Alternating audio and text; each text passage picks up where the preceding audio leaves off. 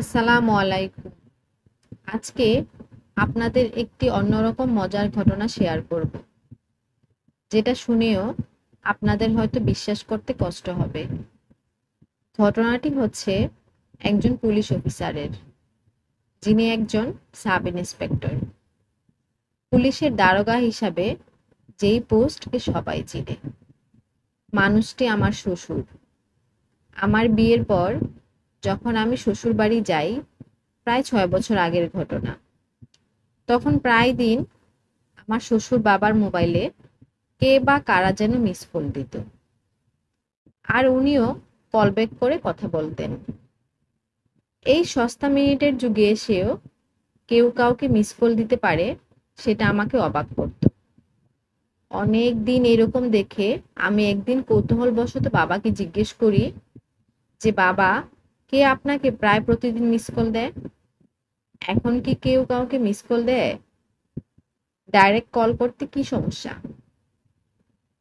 উনার উত্তর শুনে আমি এতটাই অবাক হয়েছি যে মনে হয় আমি আকাশ থেকে পড়েছি। বিষয়টা হলো, উনি পুলিশের অফিসার হওয়ার দরুন উনাকে ছিচকে চুর, মাদকাসক্ত ছিনতাইকারীদের ধরতে হয়। এই ছিচকে চুর, মাদকাসক্ত অথবা ছিনতাইকারীদের আর্থিক অবস্থা থাকে খুবই করুণ। তাদেরকে ধরার পর তাদের বউ অথবা মা আসে দেখা করতে, যাদের ম্যাক্সিমামদের টাকা পয়সা নাই বললেই চলে। দেখা যায় তারা তাদের সন্তান অথবা স্বামীকে দেখতে আসে ঠিক, কিন্তু যাওয়ার ভাড়াও নেই তাদের কাছে। এখন আইন অনুযায়ী এইসব চোর অথবা ছিনতাইকারীকে তো শাস্তি পেতে হবে, কিন্তু তার ফ্যামিলিও তো অসহায়। বাবার কাছে এরকম কেস আসলে উনি এইসব মানুষদের যাওয়ার ভাড়া দেয়া সহ কিছু সাহায্য করতেন, আর আসতে নিষেধ করে দিয়ে উনার নাম্বার দিয়ে দিতেন সেই আসামির খবর নেয়ার জন্য। সেই সব মানুষেরাই উনাকে মিস কল দিত, আর উনিও কল ব্যাক করে তাদেরকে সেই আসামির খবর জানাতেন। কেমন অবিশ্বাস্য ঘটনা না?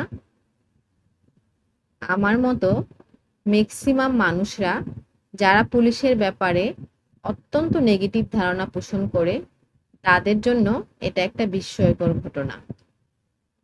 উনি দীর্ঘ 18 বছর সাব ইন্সপেক্টর হিসেবে চাকরি করেছেন, কিন্তু বলার মতো কোনো সম্পদ অর্জন করতে পারেননি। অথচ আমারই পরিচিত একজন সাব ইন্সপেক্টর, খুব অল্প সময় যার চাকরির বয়সকাল, তার ইতিমধ্যে শহরের উপর বিশাল বড় বাড়ি।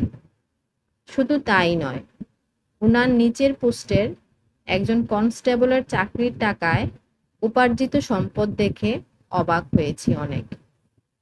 সত্যিকার অর্থেই এইসব অসাধু পুলিশদের জন্য কিছু সৎ অফিসারদেরও দুর্নাম হয়। আমি সত্যি গর্বিত এরকম একজন মানুষকে আমার শ্বশুর হিসেবে পেয়ে। সবাই উনার জন্য দোয়া করবেন। আল্লাহ যেন উনাকে সুস্থ রাখে সব সময়। আমিন।